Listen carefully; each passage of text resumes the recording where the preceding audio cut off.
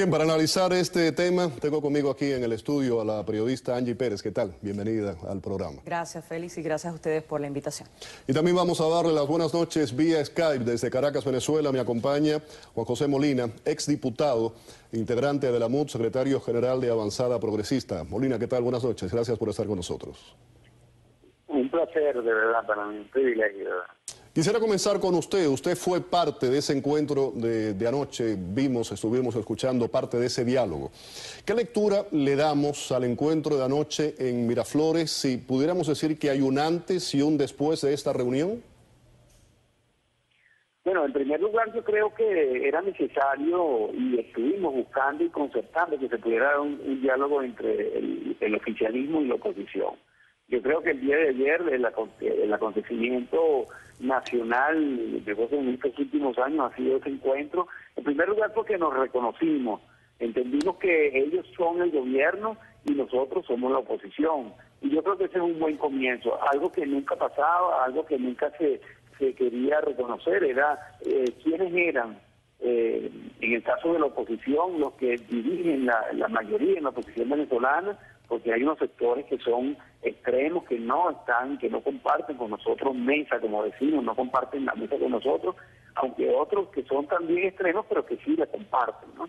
Y nosotros también reconocer a un gobierno que tiene 15 años heredado pues de Hugo Chávez, y que ellos han querido desde nuestro punto de vista o han insistido en imponer un modelo socialista que no se corresponde con la Constitución que nosotros tenemos y que ratificamos el 2 de diciembre del 2007 cuando derrotamos al propio Chávez en una propuesta de reforma. Así que el día de ayer yo creo que fue bien importante.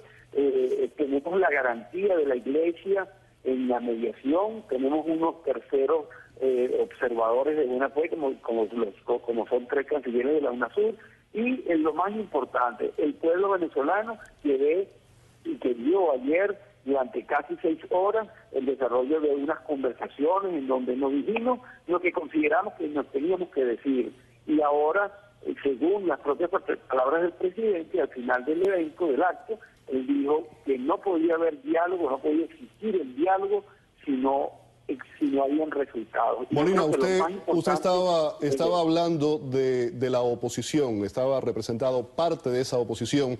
Vamos a poner declaraciones del día de hoy, de esa tarde específicamente, de María Corina Machado. Y que escuche bien el señor Cabello, y que escuche bien el señor Maduro, y que escuche bien los hermanos Castro en la OEA. Por ese instante que yo viví, de ver la dignidad de Rosa Orozco y allí reflejada la de todos los padres y madres de Venezuela. No solamente vuelvo a vivir todo este atropello, sino que me espere lo que me espere, no volvería a ser una injusticia. Ahí tenían las declaraciones de esta tarde de María Corina Machado. Tenemos vía Skype, como decíamos anteriormente, al exdiputado Juan José Molina, que estuvo allí presente. Angie Pérez me acompaña aquí en el estudio. ¿Te viste representada en esa mesa como parte de la oposición venezolana? Para nada. Para nada. Yo más bien me considero de repente del lado de la directora de la Mesa de la Unidad Democrática en Miami, que hoy puso su renuncia. Porque realmente a mí me parece una falta de respeto que a estas alturas, con 41 muertos desde hace casi 60 días que se cumplen mañana, desde que empezaron las manifestaciones estudiantiles en la calle, que empezaron pacíficamente y que hemos visto a las fuerzas de seguridad del Estado y a los grupos armados que salen a la calle básicamente a masacrar a estas personas que salen con su derecho avalado en la Constitución a protestar, que a estas alturas estén hablando de diálogo. Es como si después del Holocausto quisieran sentarse a dialogar con Hitler. A propósito de las esvásticas que le pintan allí al gobernador Capriles. Regreso con usted, Molina. Varias preguntas voy a hacerle, quiero que me vaya contestando lo más brevemente posible. ¿Qué ocurre? Esa sería la primera, con los opositores que quedaron fuera de ese encuentro. Esa es una. Y además, a raíz del encuentro de anoche, se quedaron más claras que nunca las profundas divisiones, grietas que hay dentro de la oposición en Venezuela. Y además, ¿cómo calificaría lo que ocurrió ayer? Se habló en un principio de debate, de diálogo, más bien fueron acusaciones. ¿Cómo se lo definiría? Bueno, mire, en primer lugar yo creo que las técnicas de resolución de conflictos y los distintos guerras en el mundo y los conflictos que se han presentado, por ejemplo, en el caso de Colombia, en este momento se vienen desarrollando, bueno, mientras que los ejércitos de la guerrilla y el ejército del ejército de Colombia se siguen enfrentando y siguen habiendo bajas, ellos están discutiendo y están trabajando para ver si pueden acabar con ese tipo de acciones de lado y lado.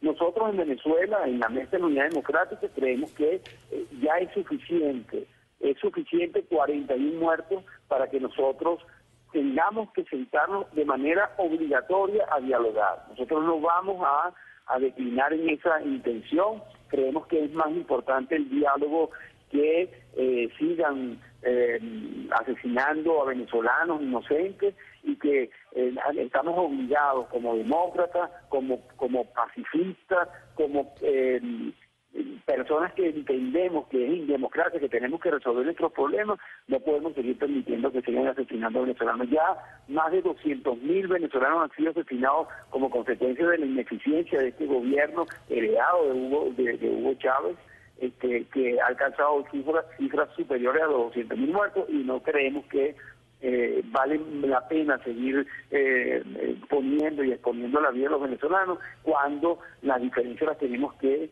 concertarlas. Yo creo que lo de ayer fue un acto extraordinario y nosotros estamos completamente... Pero yo le preguntaba, usted está hablando de diálogo, ¿me escucha? De todos quienes manifiesten que la violencia es el camino para solucionar los Molina, problemas. yo le preguntaba, usted repite lo del diálogo, ¿considera que fue un debate, un diálogo, o fue más que nada un diálogo de sordos lleno de acusaciones? Bueno, es que teníamos que escucharnos. Nosotros dijimos lo que nosotros consideramos y ellos también. Pero para mí al final de ese evento lo más importante fue lo que dijo Nicolás Maduro, que dijo de manera clara frente a la Iglesia, frente a los cancilleres de la UNASUR y frente a los representantes de la oposición. Dijo que aquí tenía que el diálogo tener resultados.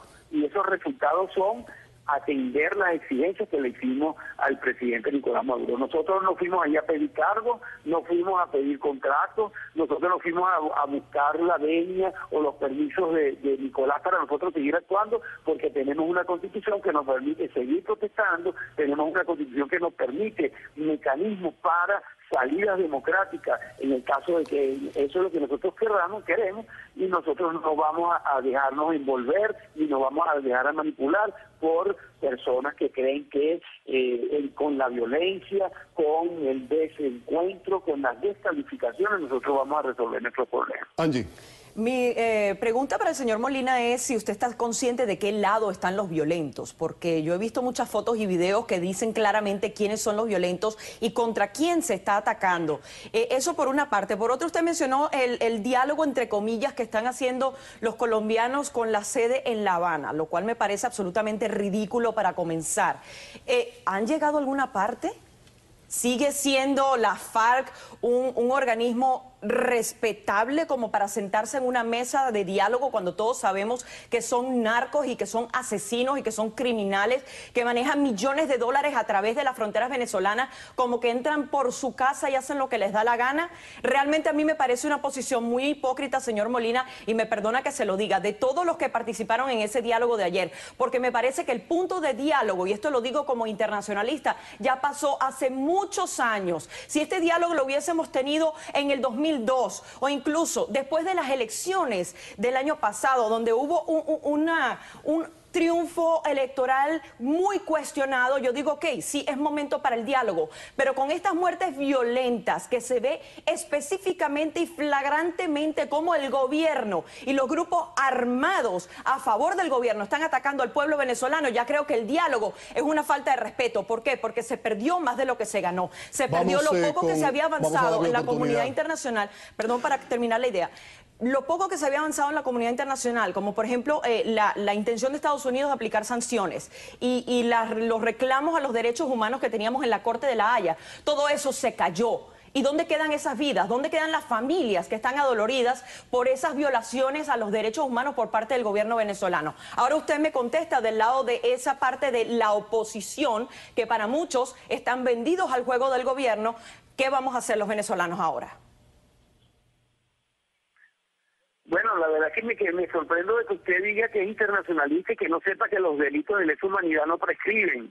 Y aunque se hayan introducido y que por un diálogo se hayan suspendido, lo que están es suspendido, no están eliminados. Así que yo creo, y le respeto mucho su opinión, y si usted cree que es con la violencia, porque no quedaría otro camino. No creo en la violencia. Que nosotros pudiéramos resolver según lo que su apreciación. Pues bueno, mire, esa es su opinión y yo se la respeto, pero no es la opinión de la Mesa de la Unidad ni de la mayoría de los partidos que hacemos vida en ella. Nosotros creemos que es en democracia, que es en paz, que es el mecanismo electoral y que es el mecanismo constitucional como nosotros vamos a resolver nuestros problemas, y estamos convencidos que ese es el camino. Si hay algún engaño, si hay alguna mentira en todo esto del diálogo, bueno, la Iglesia y la UNASUR serán responsables de ese engaño, porque ellos son los que están mediando y los que fueron invitados por las partes para que mediaran este conflicto. Así que nosotros no nos vamos a dejar manipular por posiciones violentas. Creemos que hay